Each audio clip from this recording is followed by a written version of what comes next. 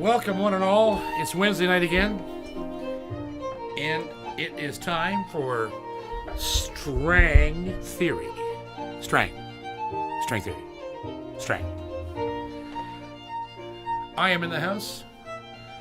Coot is in a Turkish prison for trying to smuggle marshmallows in his rectum in the Bangladesh airport.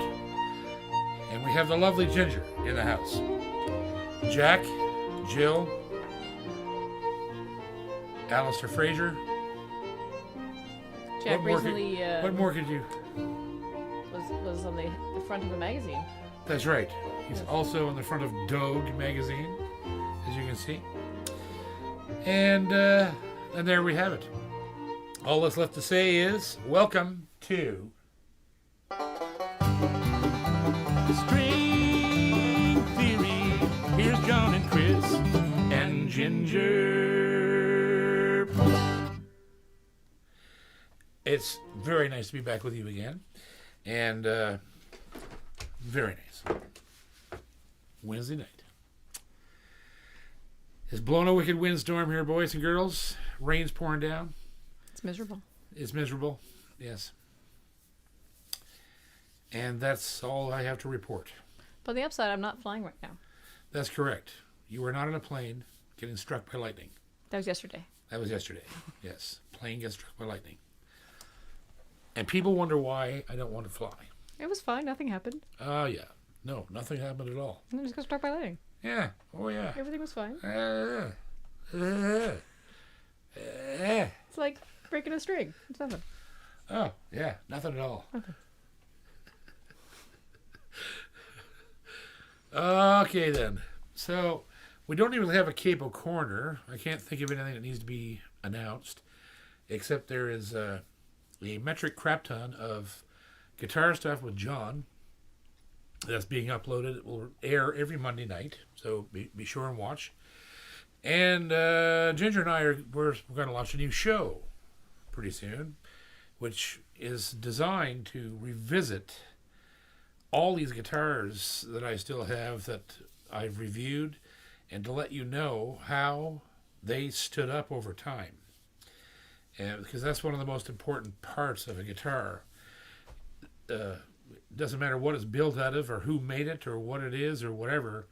It's the longevity of the instrument that counts. So if a guitar can withstand the rigors of what I put guitars through on the road, it's a damn good guitar, because I'm not easy on my instruments. I do baby them when they're in my hands, but the elements are often the end game for some of these guitars that I've taken out. It's like, well, this just can't survive cold, hot, dry, wet, being drugged behind the car, beating hobo fans across the head when they rush the stage, holding a cat and a baseball bat. And took a turn. but we won't talk about Milwaukee anymore. Anyhow, the first question goes to Eli Patrick Music. Eli Patrick Music. I haven't seen you for a while, buddy. How you doing? Have you seen the new reproduction of the old Baldwin prismatone pickups? And if so, what are your thoughts? Well, the prismatone to me is like, it's a crap sounding pickup, but it's what Jerry Reed used, and his guitar, to me, and what Willie Nelson still uses to this day, you can't beat it. It's like if you like that sound, which I do, I love it. I'd like to have one. I don't even know what I would put it in. You'd have to put it, for me, I'd have to put it in a classical guitar. Because I'd want my guitar to sound like Reed, right? And it's the only way to do it is to use a prismatone. And I've been seeing it online just the last couple of days that they're making a comeback. So, absolutely, I wholly endorse trying one of those if you can get your hands on one. I don't know where to find them. I haven't got that much information on the reboot yet. But yeah, I mean it's a classic sound, right? That sound is etched in the minds of everybody who's ever listened to Reed or Willie Nelson. I think Glenn Campbell used to use them years and years ago, and I'm sure that they're gonna enjoy like an actual resurgence, and you get death yawns, an actual resurgence of that's what Dan Crary calls them when you start talking, because he's a professor of oral communication. And so he told me one time, is if you yawn a lot while you're trying to talk, you're nervous. So, yeah, I guess I have another beer. But yes, Prismatone, hell yeah. You're next. Mm-hmm. Oh, somebody says it's going to be interesting to hear about the Epiphone Excellente, how that's fared. Well, I'll give you a heads up right away. It's still pristine. And, yeah. Matter of fact, I really can't see... I don't think I have anything that's failed. There was one. I can't remember which one it was. Possibly. Yeah, but it's gone. Yeah. So, I don't know. We'll find out. Because we're going to open them all up. Do them again. Be short videos, but... Probably do a couple at a time, maybe. Yeah, we might be. Yeah, exactly. We might actually do a couple at a time. So, I think I'm just tired. I have a lot to do. Mm-hmm. I sit about thinking. Yeah. Okay, next. Rack. Question from James Graff. James Graff. I'm wondering if JP could ever play the Davy Graham classic Angie. Angie. Do you know that one? Are we talking about the same one that the Stones recorded? That one? I have no idea. I don't know. What the hell? Listen, I can play anything. Put a chart in front of me, I'll play anything. Even if I don't know the song. If there's a chart, I can play it. So it's not a question, am I going to be able to play it like with feeling? No, but I'll play it. Any guitar player can do that. So it isn't like, can you play this tune? Yeah, any guitar player that does it for a living can play any tune. He might mean like on the show, like now. Well, no, because I don't know the song. And that would be incredibly prohibitive for me to, to actually pull it off. You just write it right now and just play that. Right. It's like how you spell snake, L-M-N-O-P. Yeah, I did it. And yeah, if it's a song I'm thinking about, I don't know, I could be wrong. You'll have to come back and tell me if am I thinking of the same song. But I thought the Stones wrote that song, or maybe it's a different Angie. Maybe it's Angie Dickinson. Burt Jank? Police, what? Yeah, Burt Jank. I know that name. Is that who it is? I guess, yeah. Then I don't know the song. Sorry. I know the Paul name. Simon I know the covered it? artist. Paul Simon covered it? Yeah, fuck, I don't know this song. Sorry. Or maybe I'm just having an Alzheimer's moment. I don't know. But I don't know it. So, which is not surprising, because I've never really played popular music or rock music. I listen to it all the time. Old rock and roll, I grew up with it, but I don't play it. So, I've been sidelined by trying to play like fucking Doc Watson and Tony Rice, and it's ruined my life. Ruined me forever. It's terrible stuff. Ruined my life. Okay, next. Question from Corey McCormick. Corey McCormick. Have you seen the new Eller Bags pickup that combines a mic with a transducer pickup? Yes, I have. You're thinking of the hi-fi, whatever they're going to call it, duo, performer. I don't know what they're going to call it. But yeah, I've seen it. I have the hi-fis here without the mic.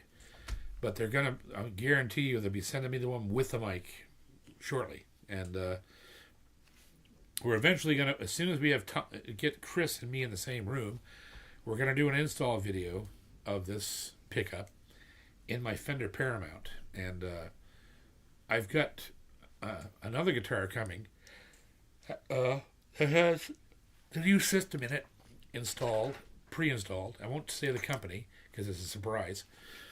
But what I've heard of this pickup is excellent. I have no problem with it. And if they add this, I saw the microphone they're using. It looks like a little barrel mic. It's weird. It's like a little black silo that's sticks on the bridge plate in between the sensors. And like LR Bags they're amazing. They've done some really. They're the ones that made under saddle pickups palatable to me, right? They understood the sonics of a guitar better than Fishman and better than anybody who was doing it. Martin Thinline, like that, all those things. When the Element came out, like that soft rubber UST, it changed everything. It changed the. It made them more palatable because as a primarily guitar player, undersaddle pickups generally make me puke, and because they just don't sound good. They don't sound like the guitar at all. They just sound like an amplified picture of the strings. And Bags managed to put balls in those pickups. So that Bags put balls. Yeah, Bags put balls. If you want balls in your guitar, get Bags. You Bags for your balls. Yeah. I think I just invented a really cool fucking motto for LR Bags. I don't think they're going to go for that. If you want balls in your guitar, get Bags. That's, man, what? How could you? You can't write that shit. I think we just did. Okay, next. Oh, I found that song. Apparently it's a flat picking tune from the 50s. Oh. Looks it's the top one.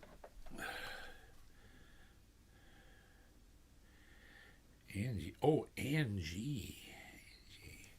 Play Cool. it. Top one. I'm going to turn the volume up.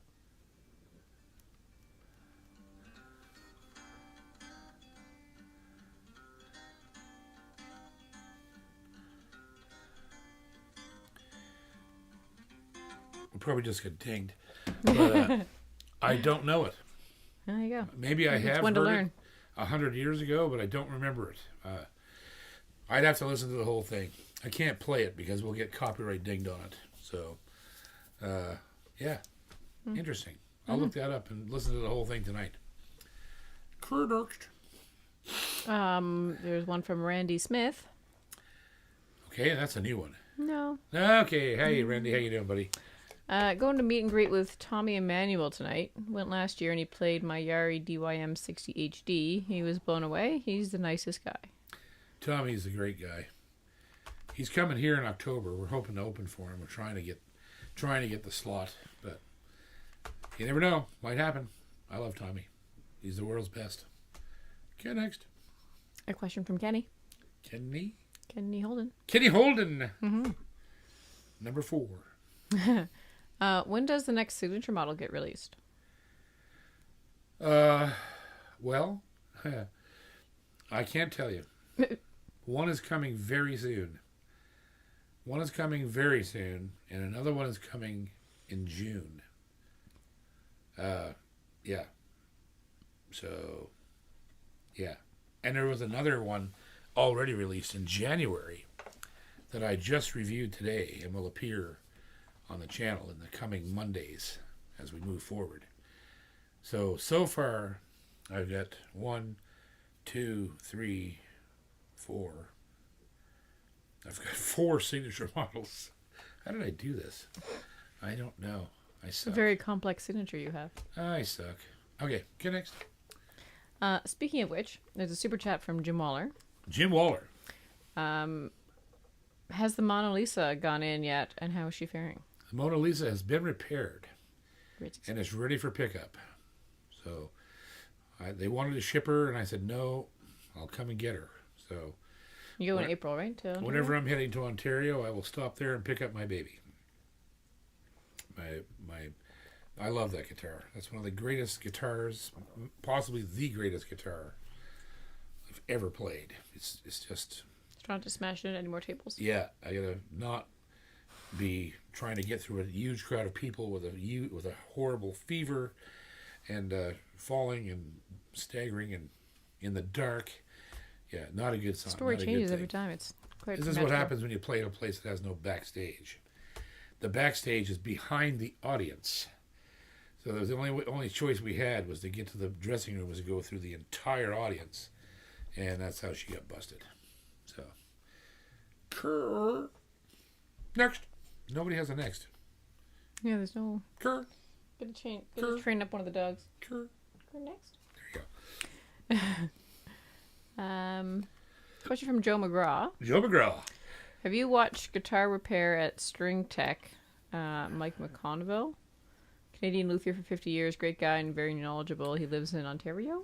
I don't. No, I haven't. But there's 100 guys like that around. Tons of them. And thank God, because we need them.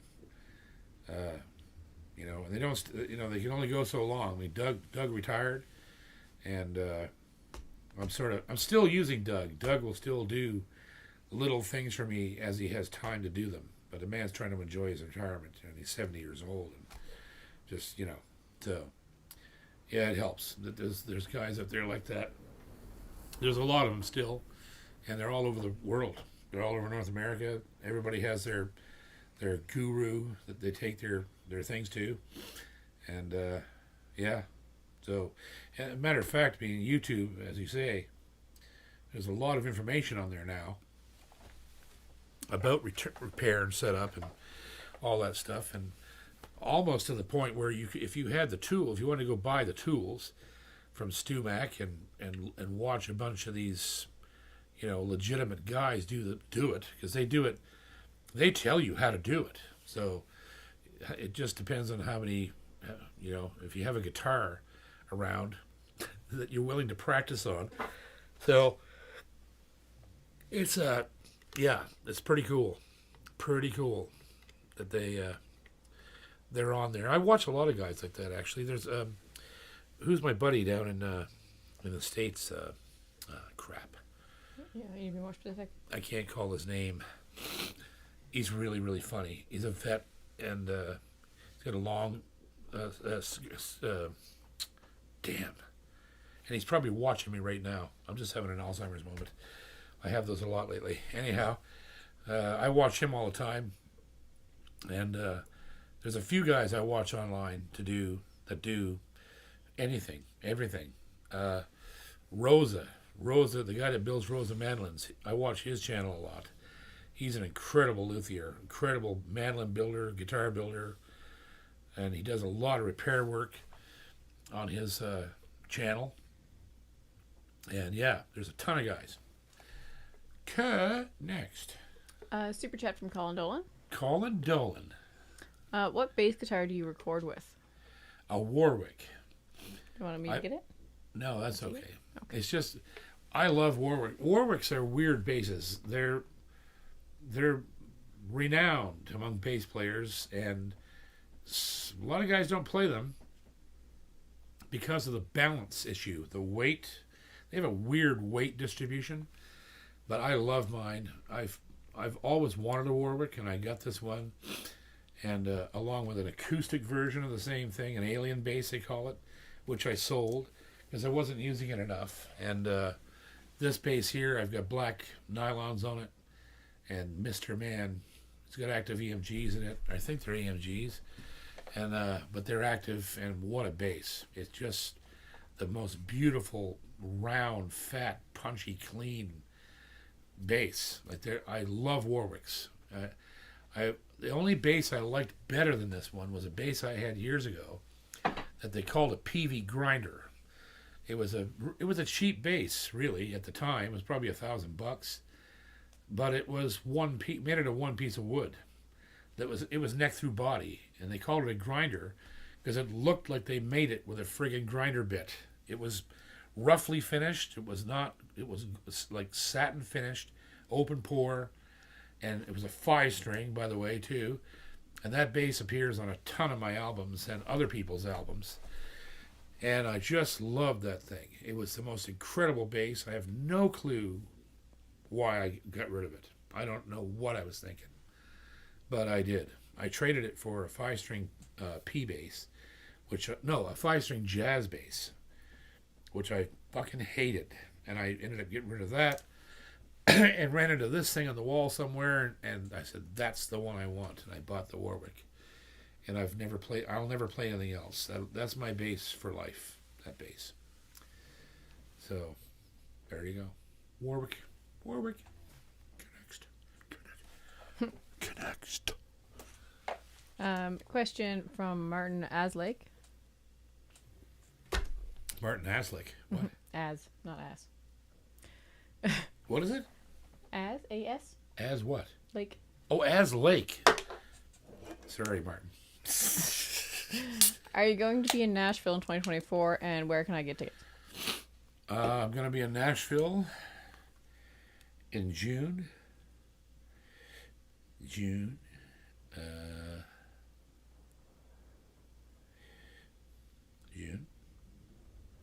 June 6 and 7 at the Station Inn. Get your tickets now. 2 nights. Me and Gunning. They might not be on sale June yet. 6, June 7, tickets on sale. Are they on sale now? I don't know, but Jeff will take care of you. Just go in there and tell him you want to get. Put your name on the list. He'll put you on. People bad information. Correct. A question from Kirkland Childs 95. Jesus. Okay. Hey JP, love the channel. I'm in the market for a new guitar, and I'm torn between the black Yamaha LL16D or the Norman ST50. I've seen your reviews for both, and I'm wondering which one you'd recommend. Oh man, you know what? Between those two tonight, right now, I'd choose the Norman. That ST50 is a killer guitar, and it's way kind of dreamier than the Yamaha. The Yamaha 16 Black is killer guitar, but the Norman is class. It's got better inlays. You see more of the wood grain in it. It's got a good pickup in it. They're beautiful guitars. That guitar in particular, the ST50, it smokes, and it's a different beast than the Yamaha. Almost any 16D or 16 Black. Do you say D or Black? Well, he said Black D. Right, Black. Oh yeah.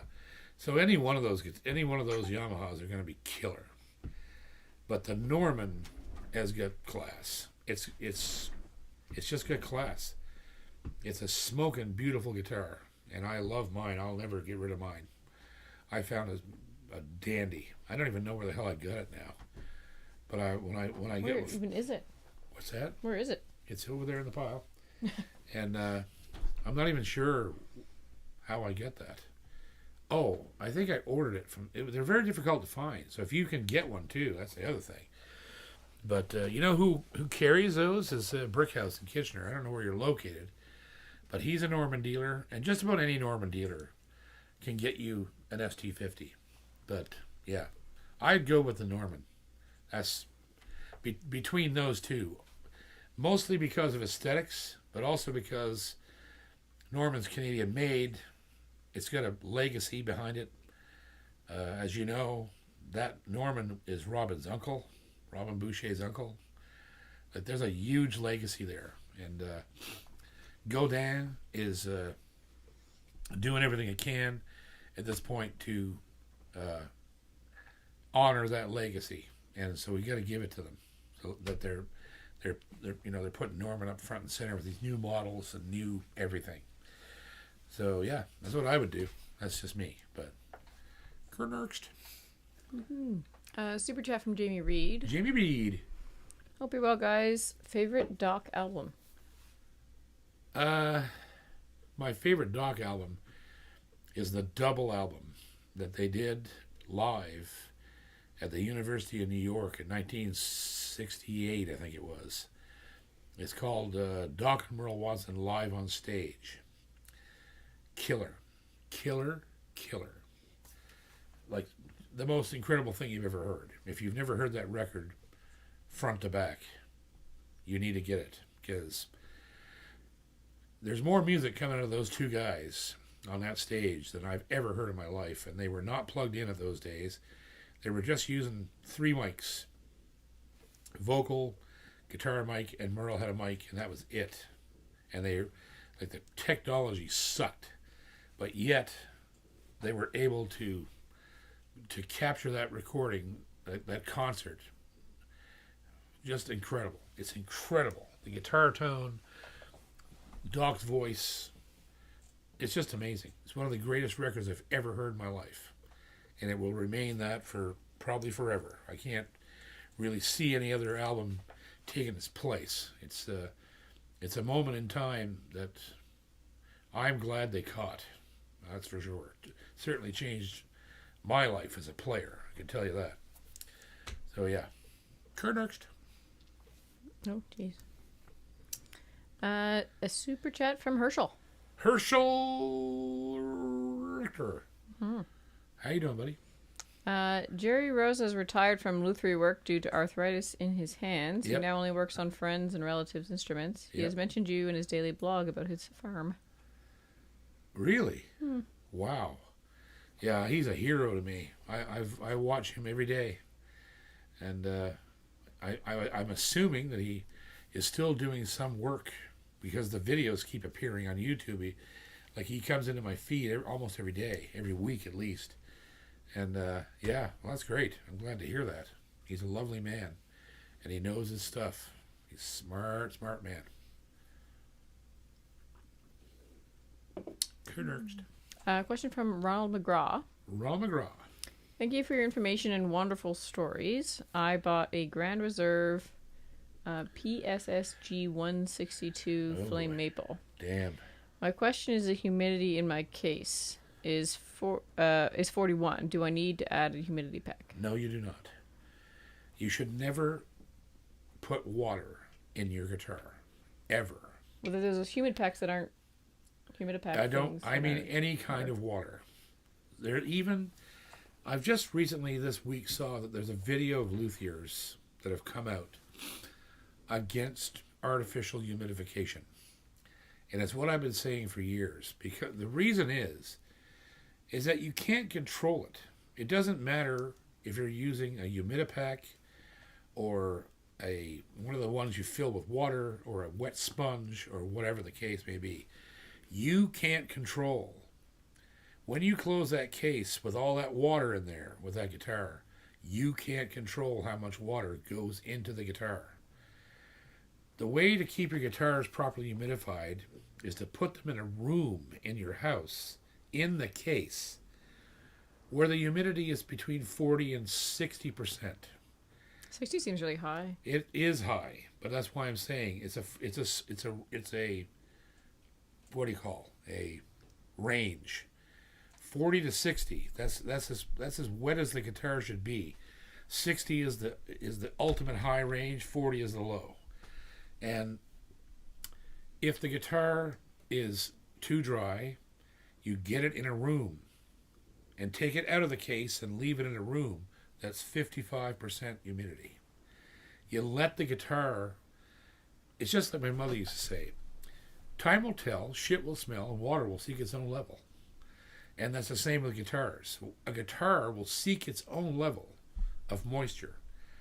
If you artificially force moisture into a guitar, and you got to realize how incredibly damaging it is to put moisture inside and lock it in a case. Once you close that case lid, nothing from outside is getting in there. It creates its own environment in that case.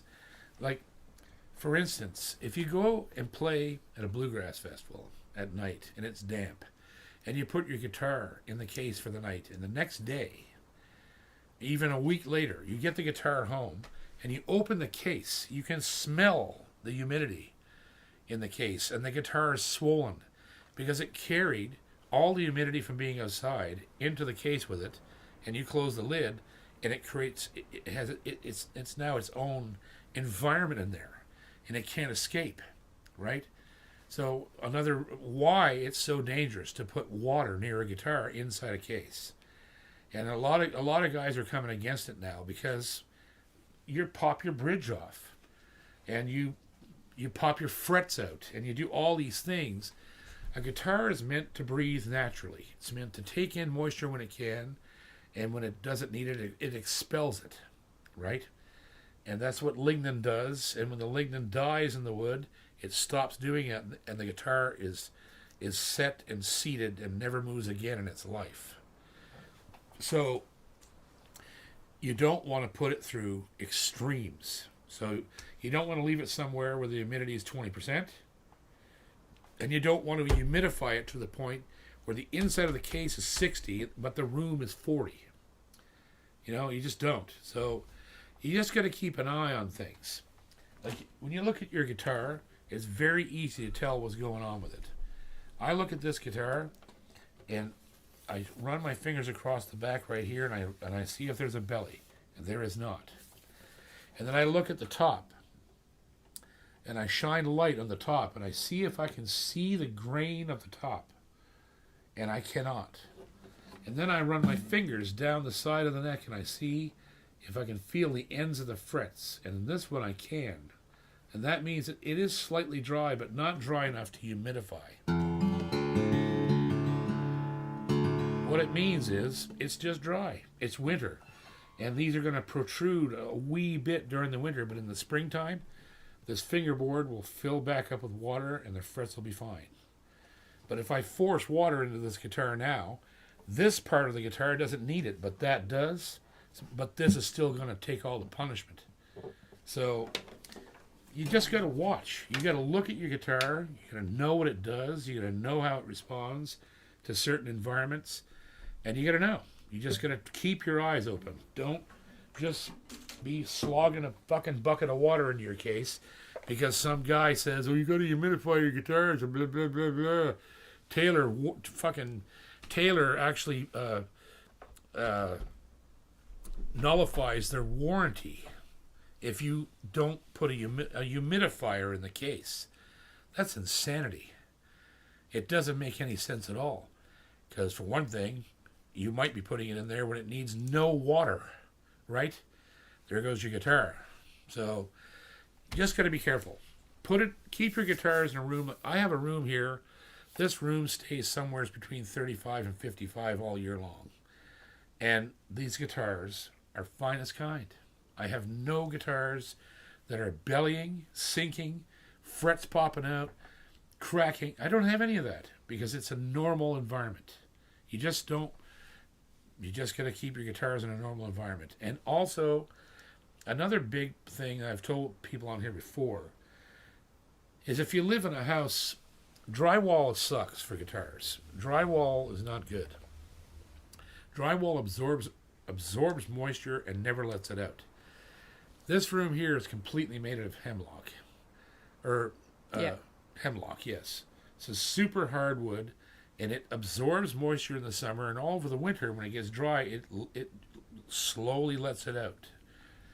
So a room that's finished in wood is a lot more healthy for guitars than drywall. And also, if you're storing your guitars by hanging them, or even in cases, never put them up against an outside wall. Make sure they're stacked on a wall or near a wall that's inside the house. If you put a guitar against the outside wall, especially if it's a drywall wall, the moisture will go right up through the wall. There's a different environment up against an outside wall than there is on an inside one. The outside ones are being affected by all the weather that's going on outside. Cold, hot, wet, dry, whatever. It's coming through the wall. So you got to keep your guitars inside the house, away from everything. And of course, at that point, you're also risking drying them out. But that's why I'm saying make sure the room has a humidifier in it if it's too dry, and if not, leave them be. Let them do their thing. So there's my 49-hour rant on humidification. But that's what I've found. I've been playing for 50 years. I was just talking to Don Beaton the other day and realized that I've been 50 years now this year. I started when I was 5. Mm-hmm. That's crazy, eh? But yeah, I'm 50 years in this, and I only lost one guitar ever to humidity, and it was a fucking Martin. The bridge flew off. Why did it fly off? Because I put a humidifier in the case. The top bellied, lifted the bridge right off, and then it fell back down after it slowly seeped out. All the humidity seeped out. Pulled the guitar out, and the bridge was right off the guitar. Like, it flew off. It was not attached to the top anymore. So, there you go. Kind of Super chat from James Doctor. James Doctor? It is James his Doctor. first super chat. Cool. Hey JP, will you describe the comparison between the Recording King RD342 and the Zagger ZAD 900? Okay, first of all, I can't talk about Zagger. I've made an agreement with them that I will not talk about them. I have a Zagger here. I wanted to review the guitar, but they wouldn't let me. It wasn't that guitar either. Wasn't? What do you say, a 900? 900. Yeah, it's a 900. You got it sitting over there in the closet. And so, let me put it this way. There's nothing wrong with the Zagger. Yeah, I can't get into this. All I can tell you is the Recording King, if you get a good one, you're all set. If not, you're screwed. You gotta get a good one. Try it out, yeah. You gotta play it first. Don't buy any guitar sight unseen, especially when you're dealing with those type of companies that are, and there's millions of them that are, including some of the biggest names we know, that are built, including Martin, Gibbs, everybody. They all build certain level of guitar out of the country, Mexico, Indonesia, China, whatever. And those factories are ill-controlled. Quality control is not the same as they would want if they were doing it in the States. They can't do it because they just can't. They're not over there. So you got to make sure you play the guitar before you buy it. And if you play it and it's good and you love it, it will stay together. I can tell you that much. They're built to last and they're built well. It just has to do with what particular set of wood that they used that day. Was it built on a Monday or a Friday? That's it. So, there you go. And my love to Zagger. But I can't talk about them. Okay, next. Question from Corey McCormick. Corey McCormick. Any upcoming albums or recordings in 2024 we can look forward to? Well, most likely. I just haven't decided what they are yet. Okay, next. A couple ideas. I could put out a record every month, but I just lost my taste for it. I've made 23 or 25 albums. I don't give a shit anymore. Why don't you just start releasing singles? Yeah, whatever. One song at a time. Just probably, yeah. Who cares? pop them out there. Yeah. Next. Question from Digital Drew. Digital Drew.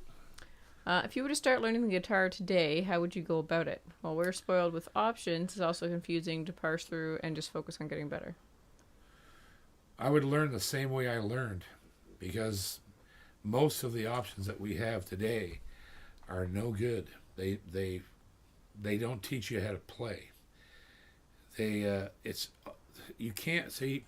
I'm going to go into another rant here. I'm trying not to, but the bottom line is this: learning to play the guitar, okay, has absolutely fucking zero instant gratification.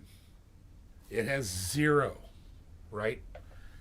And when you go online, anywhere except my school, because I don't lie to people, right? But if you go anywhere and you start looking at how to play the guitar, They all tell you the same thing. Oh, you're going to play in 2 weeks. You got to do this. You got to do that. Blah, blah, blah, blah. And they give you these little tidbit bullshit things that you can probably play in 10 minutes, but it doesn't make you a player. It just means you're able to copy a lick or a phrase of some popular song that means nothing. It means nothing. I would learn exactly the same way I did, by studying awesome players and listening. Listening is how you learn to play. You don't learn to play by tricks, tablature, none of that shit. You've got to learn to listen to what you're hearing and discern what it is and decode it and put it in your own hands. That's how you learn. And unfortunately, what I see online, like every single day, concerning teaching people to play the guitar, it's travesty. It's a travesty. You don't learn that way. And it's a guaranteed, you're set up to fail every time with that stuff. You need, I tell people all the time in my school, mastermusicmethod.com, I tell them the same thing. I'm not going to teach you how to play nothing. I'm going to teach you how to teach yourself, because I'm giving you all the breakthrough moments I had as a child, all in one place, without the time between the breakthrough moments. But I mean, you do teach them how to play tunes. I do, but it's wax on, wax off. The reason I teach those tunes is not to teach them those tunes, but to teach them the technique that's required. I don't even mention it. I'm teaching them this, that, and the other thing to get them to do the technique they need for other things, right? That's how you learn. And that's how I learned everything I know. I learned this thing, and then the next thing I learned was different, but there was something from this thing I could carry over to that next learning experience. Then I learned that thing. And then the third thing was different again, and I used a technique from both the first two things to get into the third thing. And that's how you learn. Nobody can sit down and go, I'm going to lay out this, blah, and puke a big mess of stuff on your desktop or your iPad or whatever you're using, and expect you to absorb everything they're saying, and then you're a guitar player. You can't do it that way. Learning to play guitar is a lifetime experience. Can you get good enough to play in front of people in 3 or 4 months? Yes. But you're not a guitar player. You're just not. It takes a lifetime. And it doesn't matter when you start.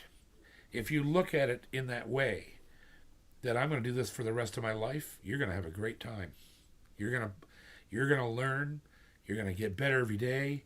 You're going to do, it doesn't matter if you're 50, 80, I don't care who you are. But if you pick up the guitar thinking, I'm going to learn to play this real good, blah, blah, blah, and right away, and bullshit. Can't be done. Cannot be done. You have to get into the guitar for the right reasons. The right reasons are that it's a beautiful thing. Playing an instrument and learning to get better on it incrementally every single day of your life, and putting one more foot up on one more rung on the ladder every single day is the most gratifying thing ever designed. There's nothing like it.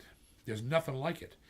Learning to play that guitar can actually change the rest of your life outside the guitar, because you succeed at something. You don't even have to do it in front of people. If you know you're getting better each day, other parts of your life change, because you go, well, I can do that. I must be able to do this. I must be able to write whatever. I must be able to do whatever. This other thing that seems hard, this seemed really hard, but I can do it, right? And it's fun. Not only is it fun, it's soul enriching. It gives you, if you're doing it for the right reasons in the right way, like I'm describing, you can't get anything healthier. It'll change your whole life. So the idea that if I had today's tools, I would never use today's tools, as they don't work. So there you go. Like, that's the answer. I would do it exactly the way I did it I struggled and bled and sweat and cried. I remember learning to play stuff, and I was so stuck in not getting what I wanted that I would cry. I was a little kid, right? I would try and try for hours and hours and hours, and I would just give up and start crying. And then I don't say, recommend never gonna having play a this method. again. I throw the fucking guitar on the bed, and then 10 minutes later was right back in the bedroom. I can't give up. I can't give up on that. I would go back. My whole life has been that way, of music, right? I've always butted up against something, couldn't do it, and get really frustrated and angry and walked away. And then 30 minutes later, I'm going, I can do this. And I'd go back and hit the goddamn wall 100 times, and then finally, there it is. Ah, man, it was so easy. Why couldn't I get this right away? Because it's not designed that way. It isn't designed to be that way. Nothing in your life that's worth doing is designed that way. So, there you go. There's my take on everything. The universe. 42. Brought to you by Carlsberg Beer and an overinflated sense of self-worth. I'm such a dick. Okay, next. Super chat from Casp Forever. Casp Forever. Casp Forever. Yeah, Casp Forever. Could you talk about the Yamaha CJ 32 you played at the Stompin' Tom tribute night? By the way, I've shed a lot of tears for Little Wawa. It's weird how moving those lyrics are. There's not much to say about it. It's with a collector, a good friend of mine, who has that one and the mate to it. I bought the guitar in 1994. No, wait a minute now. I bought that guitar in 97. It was a one-off that came to the store in Sydney, Nova Scotia. I paid $3,300 for it, I think. It was a custom-made guitar that, showed up there, and they didn't want it once they saw it, or whatever. I don't know why they didn't want it, but it's one of the greatest guitars I ever owned, and I only let it go because I knew who it was going to. I knew it would be well preserved. That guitar is literally under glass in that man's house, along with the other one that he has. He has of mine, and he does play them. They're not going to waste. And yeah, it's one of the greatest guitars I ever played. Yamaha. They're just ridiculous how good they are. Incredible. Kurnerst. Joe wants to know where Chris is. Apparently Joe showed up late. Chris is in a Turkish prison where he was arrested for smuggling gerbils. We won't tell you where they were. Okay, next. I thought there were marshmallows. Well, the he was caught with the marshmallows because he was trying to feed the gerbils. Oh, I see. Yes. I see. Remember good. Okay, next. Super chat from Mr. Stephen Baker. Stephen Becker. Direct from the tub. I tried to video call him earlier. He wouldn't answer. He must have been getting naked. So I'm prepping his bubble bath. Yes. Did you smoke a lot of menthols on your last trip with Dave? Your last U.S. trip with Dave? Probably not. Kurnerst. Oh dear. Super chat from Larry Rindress. Larry Rindress. Do yourself a favor and buy a Boucher and you'll never have to buy another. They are simply a guitar wonder. They are. No question about it. Kurnerst. Another question from Digital Drew. Digital Drew. About to pull the trigger on a Larrivee OM09 Rosewood. Any thoughts on that model? Larrivee makes tremendous guitars, and only thing you got to worry about, like for me, I can't play Larrivees because I find the profile of the neck too sharp. There's something about those necks that hurt my hand in here. The edges of the fretboard hurt my hand. I don't like the way they're shaped, and but I mean they're shaped that way. Linda Manzer uses those necks. Crit Laskin uses those necks because John taught them how to build, and I would just be looking out for that the that the neck is going to be comfortable for you to play. That's what I'd look at.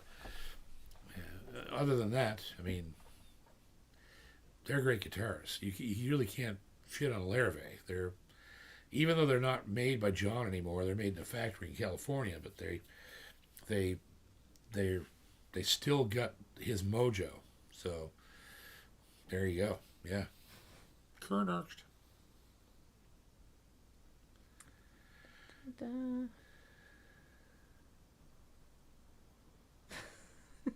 Somebody caught on to my Armageddon reference. Nothing? Nobody? There's just so much to read through. Oh, somebody said a suggestion for Master Music Method: when you finish a lesson, the next button should be a connect button. Yeah, we don't want to cross pollinate the platforms. Of course you do. Be hilarious.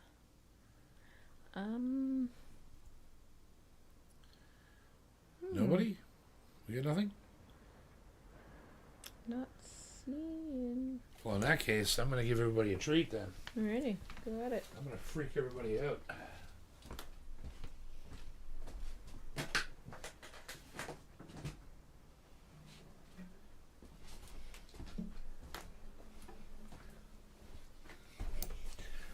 Look what I found.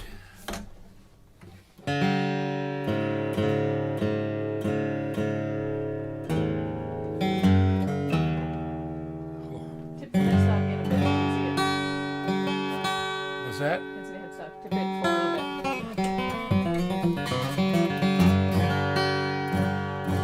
As far as I can go. bit. Just like, tip it temporarily. I can't go any further.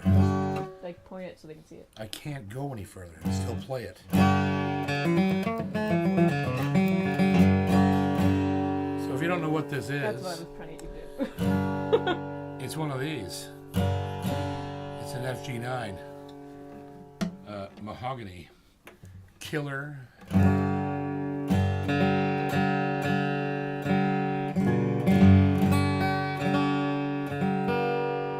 First time I'm playing it.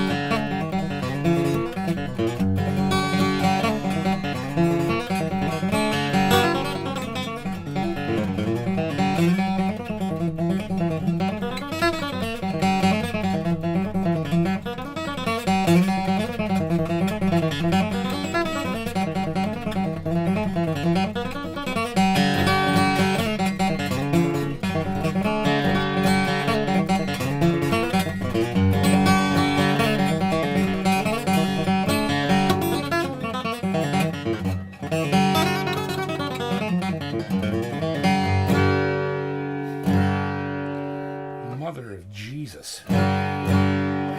This is one of the wickedest. Well, I'll just tell you right now. I've said this the first time I ever played one. This is the best high production guitar that's ever been built.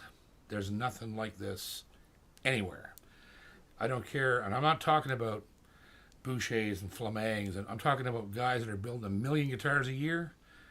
This comes from a company like that, like Martin, Gibson, Taylor, whatever. That's the guitar. There's nothing I have ever played that was better than this. It's just fucking ridiculous. So this will be reviewed without profanity when we resume.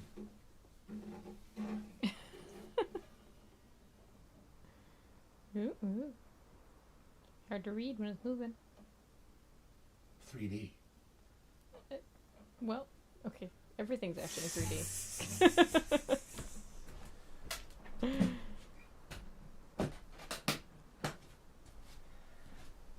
But you have asked me about the FG9s, and there it is. Mm-hmm. That thing is, it's just not right. It's not right how good that guitar is. Not right. And they're $5,500, and they're worth every dime. Yeah, somebody put up the price at L&M was $53.99. Yeah, they're nearly $6,000 after tax, and you can't beat it. Like I just bought a D18 shade top, because it's a Martin. It's called a shade top. It's a fucking sunburst. It's not a shade top. So whatever. It's a sunburst D18, and it was $4,600 before tax. And I'm selling it. It is what it is. It's not. It is not. I don't know. It's just not the guitar you would think you'd be getting for that money from that company. That thing there, there's no comparison, none whatsoever. Fight me. I got a super chat from James Doctor. James Doctor. And by the way, I have a message from Glenn at G&G Music, thinking of Glenn. He's got brand new Bouchers in stock, including the Maple Reserves. So go. Call him. The guy sells more Bouchers than anyone else in the world. He's the number one Boucher dealer in the world. So there you go. Okay, next. James Doctor. Have you asked or will you ask your buddies at Recording King to work on a 12-string version of either the RD328 or the 342? There just isn't enough quality, affordable, solid wood 12s.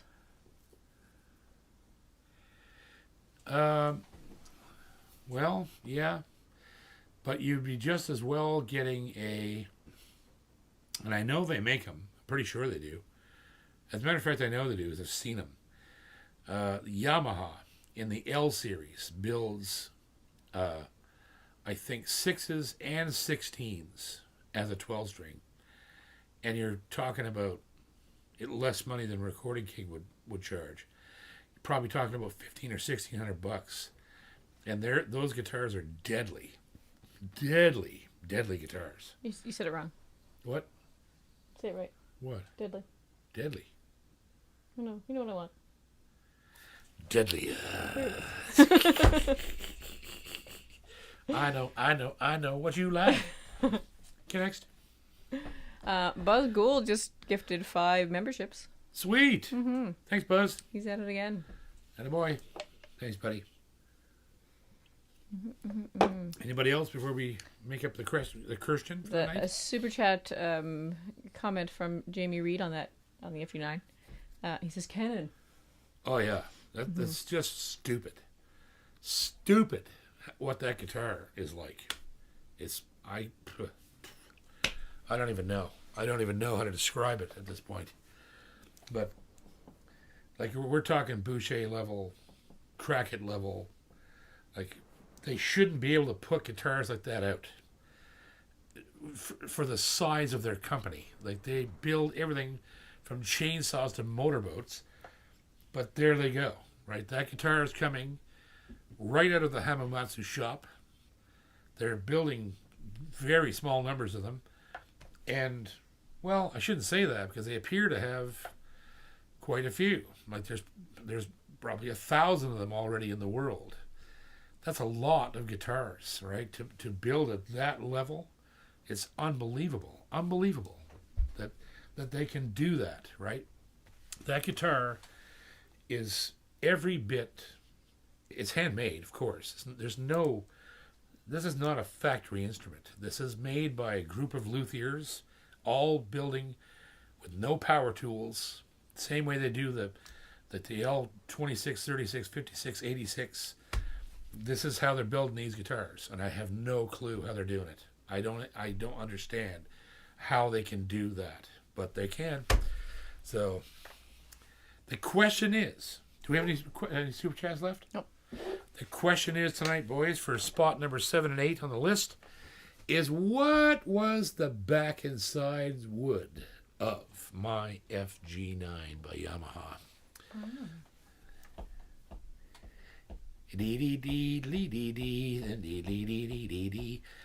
The theme music. Had not been for Cotton Eye Joe, I'd have been married a long time ago. That's not the tune of that song. Sure it is. No. Sure it is. No. Are you kidding me? That's the original song. find the right keys. It's high.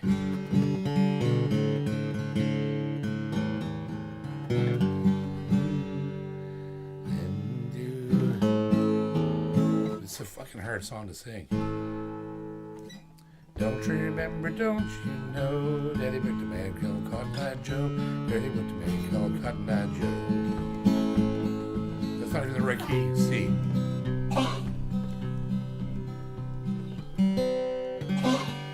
Poor Jack.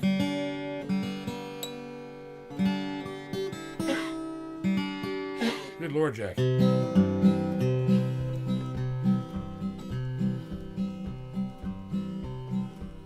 It's now I can't remember any of the words.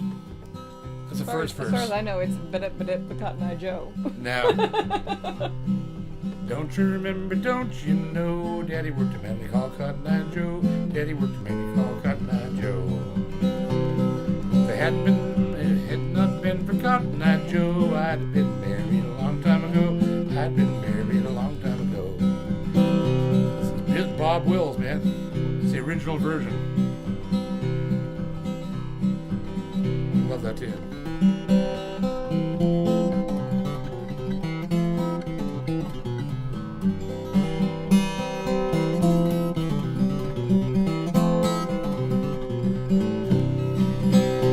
Beautiful tune.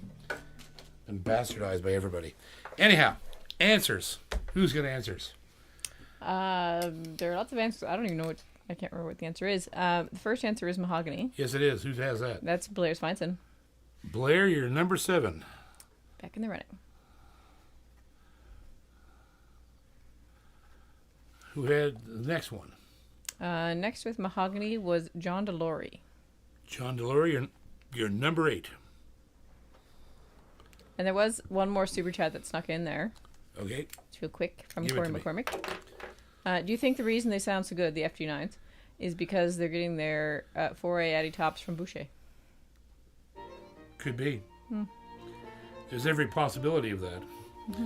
Oh, Kenny says it's pallet grade oak. What is? Back in science. Pallet grade oak. Pallet grade oak. Well, Yes. you know, what are you going to do? Yes. Well, we love you here on String Theory. And I've already let out a few secrets, but there's more coming. Keep an eye on the channel on Mondays and Wednesdays and maybe other times as well, because there's so many things coming in that have to be reviewed and all this stuff. And there's a bunch of reviews being made right now. I got fiddles coming up. I got guitars coming up. I got banjos coming up. I got all kinds of things. And we're very excited to be here with you every week that we can be, that we're home, not working on the road. And we love you. And from myself and Ginger and Jack and Jill and the absent Chris Coote, I hope you're doing okay in that Turkish prison. Don't even take soap to the shower at all, because then you won't be tempted to drop it. We'll see you here next week on the very same channel, the very same bat channel, the very same bat thing, wave. This is me, JP Cormier, and a lovely Ginger. Love you. String Theory. Goodbye.